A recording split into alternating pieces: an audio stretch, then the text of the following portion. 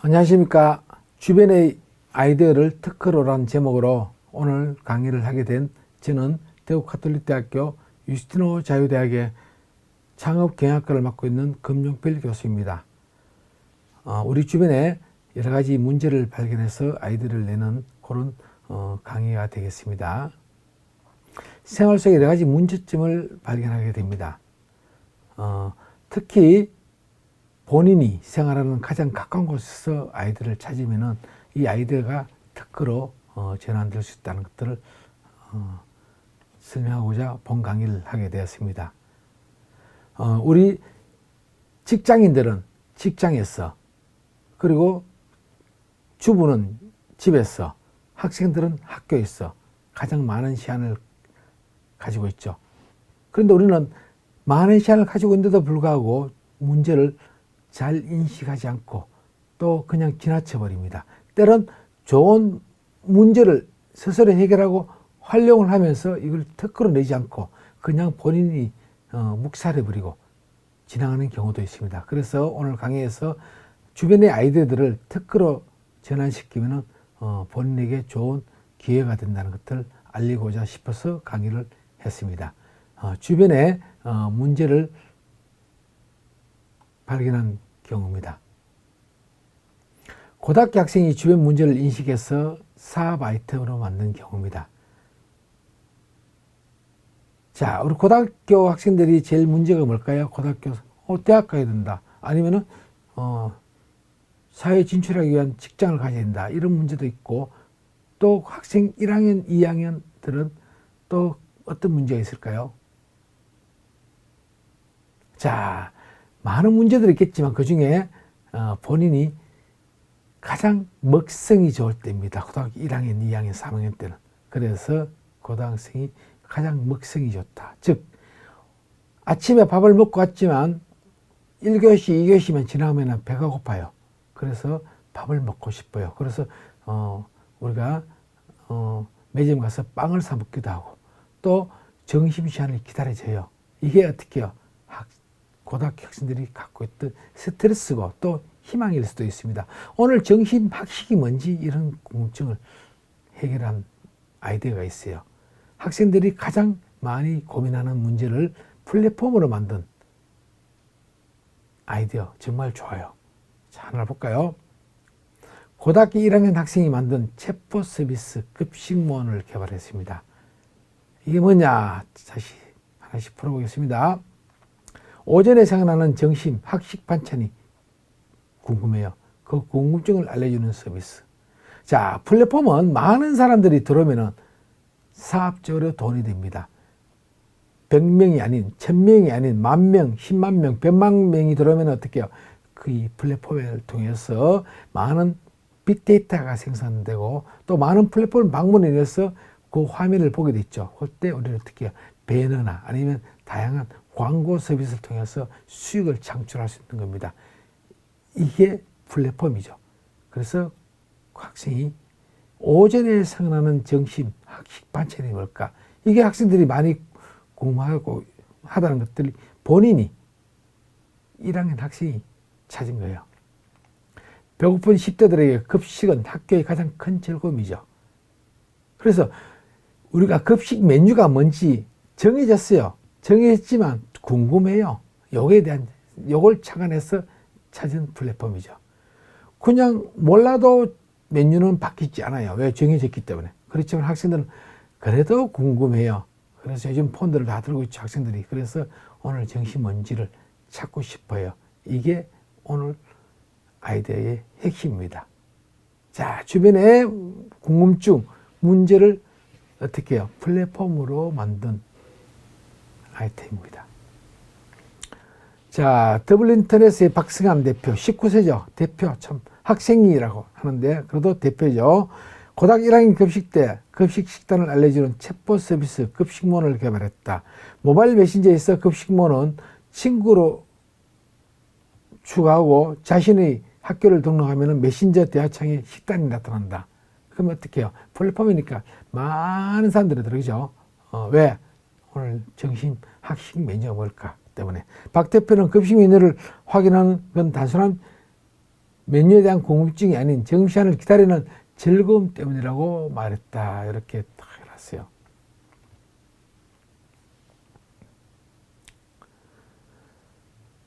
자, 두 번째, 하나의 아이디어가 아이템화되고 특허로 이어진 케이스를 설명을 하도록 하겠습니다. 자, 이게 뭘까요?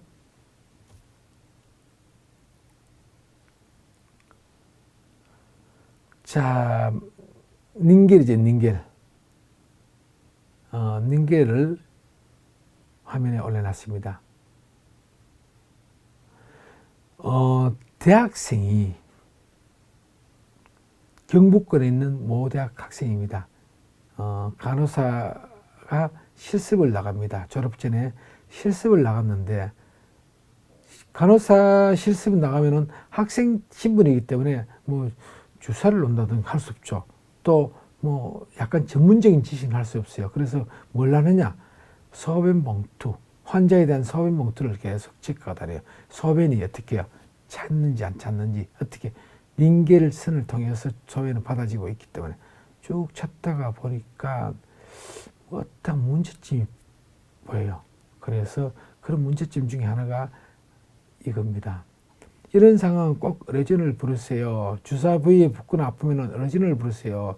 두 번째, 수액줄에 혈액이 역류하거나 다량의 공기가 보이면 어르신을 부르세요. 라는 글귀를 봤어요. 어디에? 환자 머리맡에 있는 글귀가. 수액줄에 혈액이 역류한다. 또 소변줄에 있는 소변이 환자들이 소변 봉투를 든다. 그러면 어떻게 돼요? 거꾸로 소변이 몸으로 들어가겠죠. 역류한다. 그럼 어떻게 해요? 많은 균들이 몸에 들어간다.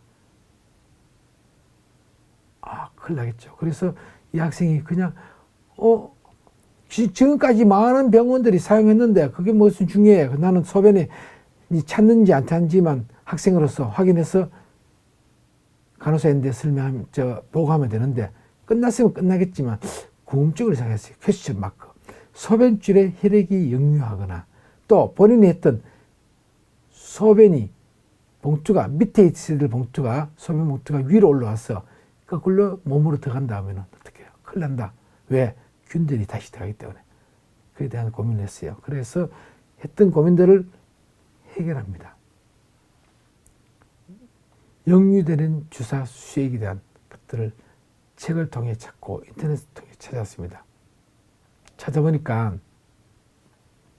주사 수액 역류 방지 장치가 있기는 특히 있어요. 본과는 닌겔 주사 시 피가 역류하는 것을 방지하기 위한 닌겔 주사 수액의 역류 방지 장치에 관한 것이다. 본 발명은 수액 용기에 연결되는 역류 방지 케이블로서 한쪽 단면은 개방하고 반대쪽 단면은 젤 케이블을 가진 탄성 재질의 케이블을 구비하거나 또는 상기 주사바늘 결합 후에 단면에 역류가 방지되도록 이렇게 쭉 설명한 특허가 있어요. 특허 검색 서비스를 더하면 됩니다. 쉬워요. 여러분, 특허 있는지 없는지 찾는 방법은 그냥 창에서 특허 검색 서비스 치면은 지금 바탕화면 같이 약간 보라색 같은 창들이 떠요. 특허 검색 서비스 방에 몇 가지 텍스트 글씨 넣으면 되겠죠. 지금 같은 경우는 주사 수액 역류 방지 뭐 이런 식으로 치나, 아니면 역류 방지 주사 수액 닌겔 역류 방지 이런 걸 치면은 유사 검색이 되겠죠. 네이버나 우리가 구글 검색하듯이 검색하면 되죠. 특허 검색 서비스에서 검색을 하면 검색이 됩니다. 자, 요걸 딱 찾아서 보니 특허가 있더라 이거죠. 그런데 요 특허는 본인이 생각했던 특허가 좀 다르다는 것들을 인식을 했어요. 본인이 낸 특허는 뭐냐? 그게 창의적으로 문제를 해결하는 어떤 사례죠. 자, 심장이 혈액을 만들어서 바깥으로 보냅니다. 심장 판막 장치는 어떻게 돼요? 보낼 수는 있지만 들어오지는 않게 됐다. 요걸 알게 된 거죠. 요걸 어디에? 닌겔선에 설정한 거죠. 자, 그러니까 기존의 닌겔 장치, 역류 장치는 국산 제품도 있는데 에러가 난다는 것들을 발견을 하게 됐죠. 그래서 본인 장치를 이중 장치, 어떻게 해요? 판막의 이중 장치를, 판막 같은 기능을 이중 설정을 하니까 거의 다루지 않더라는 것도 알고 본인이 또 특허를 냈어요. 이게 학생이 만든 특허입니다. 자, 우리는 학생이 현장 실습 나갔지만 그냥 아무 생각 없이 일하는 것이 아니고 현장의 문제를 찾은 거죠. 그래서 창의적으로 문제를 해결한 것입니다. 이게 학생이 찾은 특허입니다. 자, 주변에 아이디어를 특허 내기가 쉽죠. 참 쉽죠. 자, 또 하나 볼까요? 이건 제가 고등학교 때 낸 아이디어입니다. 지금까지 제품도 나오지 않았어요. 아마 특허도 나오지 않았는 것 같아요. 그래서 제가 한 2가지 정도를 제가 이 강의를 통해서 설명하고자 합니다. 자, 우리 선풍기는, 집에 있는 선풍기는 회전을 하고 있지만 다른 방향으로 회전할 때는 몇 도 가나요?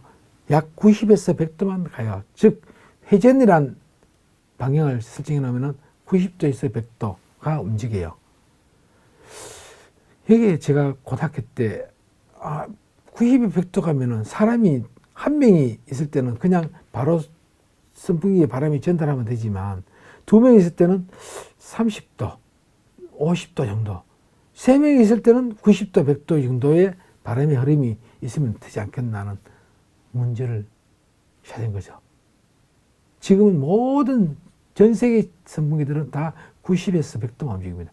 30도, 60도, 90도 움직. 3가지의 회전 방향을 가지는 선풍기가 있으면 어떨 것 같아요? 좋지 않나요? 특히 누웠을 때 머리에서 발끝까지는 60도 이상 가지 않아요. 그러면 어떻게 해요? 허공에 선풍기 가는 것들이 필요 없어지면 어떻게 해요? 바람은 내 몸을 다 쐬고 있는 거죠. 이게 선풍기의 문제를 해결한 경우입니다. 제가 이것 때문에 선풍기 한 3대 정도를 고장을 낸 경우도 있지만 그래도 지금까지 아직 특허가 나오지 않았다는 것들을 알고 있을 때 참 많은 사람들이 선풍기 앞에 수백 명, 수천 명, 수만 명, 수억 명이 세계적으로 선풍기를 틀고 있을 것인데 아직도 그렇게 하지 않는다. 저는 의아심을 가집니다. 여러분 도전해 보시면 어떨까요? 다양한 각도의 선풍기 좋지 않나요? 자, 하나 더 소개를 하도록 하겠습니다. 이 제품은 최근에 나왔는 것 같아요. 불과 1년 전에. 물에 뜨는 텐트. 자, 텐트를 제가 초등학교, 중학교 때 보이스카우트 활동하면서 텐트는 불편해요. 치기도 불편하고 걷기도 불편한데 텐트의 막대, 지지대를 바람을 넣어서 지지할 수 있는 게 없을까 고민해 봤어요. 그러니까 바람을 넣었을 경우는 지탱은 되는데 바람을 상당히 빵빵하게 많이 넣어야 지탱이 잘 되고, 두 번째, 어떤 문제에서 터지면은 한꺼번에 텐트가 쭈그러지는 현상이 있어서 고민을 했습니다. 그래서 바람을 서너 군데 나눠서 넣으면은 하나가 터지더라도 다른 것 때문에 지탱해 줄 수 있다. 뭐 이런 것들을 제가 고민한 적이 있습니다. 그러다 보니까 텐트 바닥에 찹죠. 냉기가 올라오기 때문에 바닥에도 바람을 넣자는 것들을 고민해 봤어요. 그러면 어떻게 해요? 텐트 전체다가 지지대와 바닥이 보트 같은 느낌이 되죠. 이걸 어떻게 들고 야영장에도 쓰지만 호수에 물 위에 던져 놓으면 보트가 되겠죠.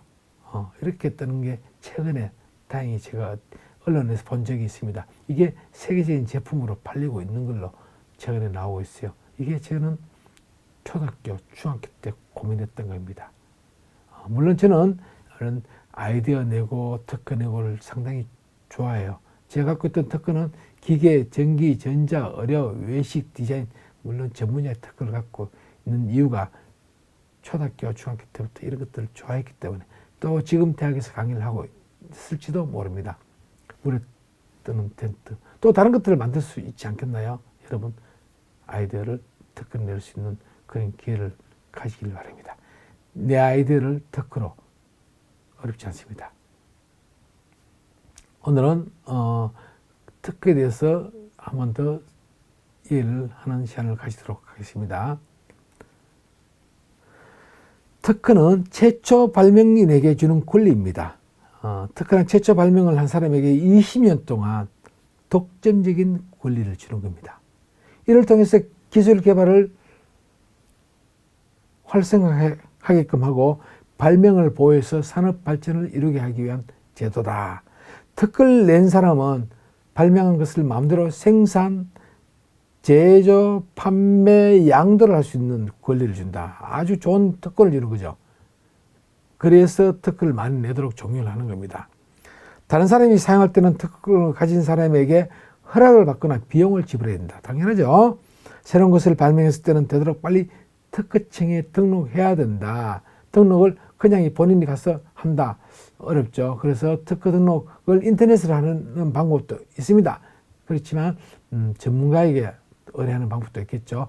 특허 관련된 전문가는 변리사라는 전문가가 있습니다. 그런 사무실을 통해서 특허 등록을 언어나시고 나면은 여러분 특허 가지는 다양한 것들을 부족한 것들을 많이 보충해서 여러분 특허를 받고자 하는데 도움을 줄 겁니다.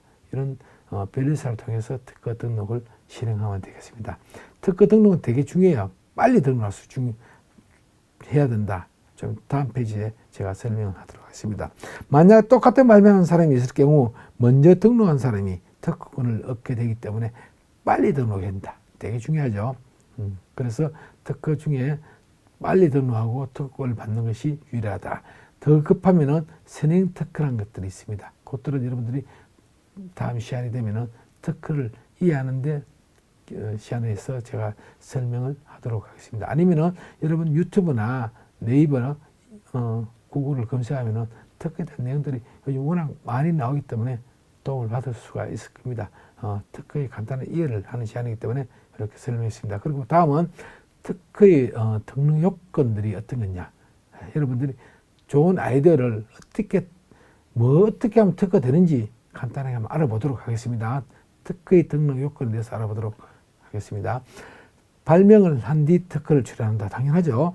특허 출원이란 발명에 대한 내용을 특허청에 제출한다. 좀 전에 설명했다시피 내가 할 수도 있지만 변리사를 통해서 서류를 잘 보완해서 특허권을 제출해야 됩니다. 자, 이런 특허청에 제출할 비용이 들어요. 여러분 학생이다, 또 직장인이다, 주부다, 돈이 많이 들어요. 때론 적게는 120, 30만원에서 많게는 200만원 선 정도는 최소한 기본이 듭니다. 이 비용을 줄이려면 방법이 있습니다. 여러분 지역에 지식센터, 상공회의소를 검색하면은 특허 지원 서비스라고 해줍니다. 어떻게?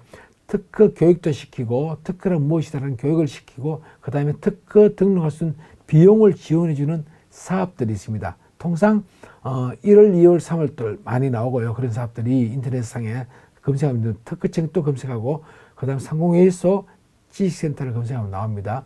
그 다음에 7, 8, 9 이때쯤 또 나와요. 또 때론 10월 때도 나올 때도 있습니다. 통상 정부 사업은 연초 그 다음에 중간 9월달 전으로 또 나올 수 있죠. 그때 검색하면은 특허 교육을 시키기도 하고 특허 교육 끝난 사람들은 출연할 때 비용을 지원해주는 정부 지원 사업이 있습니다. 여러분 거기에 참여하시면 특허를 이해하시고 또 특허를 가질 수 있는 기회를 가지는 수 있는 겁니다. 자, 그러면 특허권을 가지기 위한 세 가지 요건에 대해서 간단하게 알아보면요.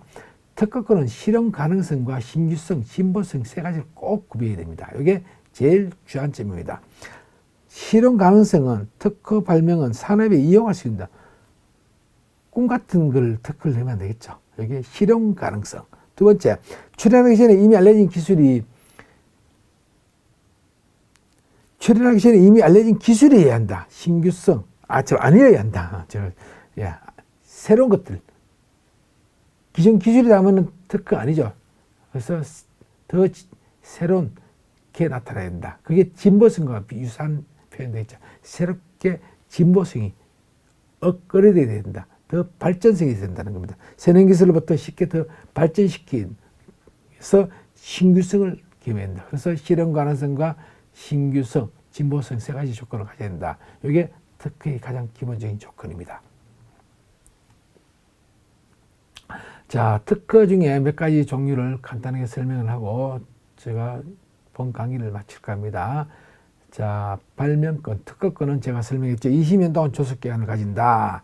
그리고 실형실현권. 실형실현은 뭐냐면은 아까 특허권은 세 가지에 충족을 해야 되지만 실형실현권은 세 가지보다 좀 더 하위에 충족을 시키면 됩니다. 어떤 기계를 만드는데 기계가 좀 더 약간 더 편리하게 신규성이 아닌 진보성이 좀 있으면 된다. 그러면 실형실현을 준다. 좀 더 편리하게 또 기능을 약간 달리했다. 예를 들어 가지고 어떤 걸 볼까요? 아까 닌겔선을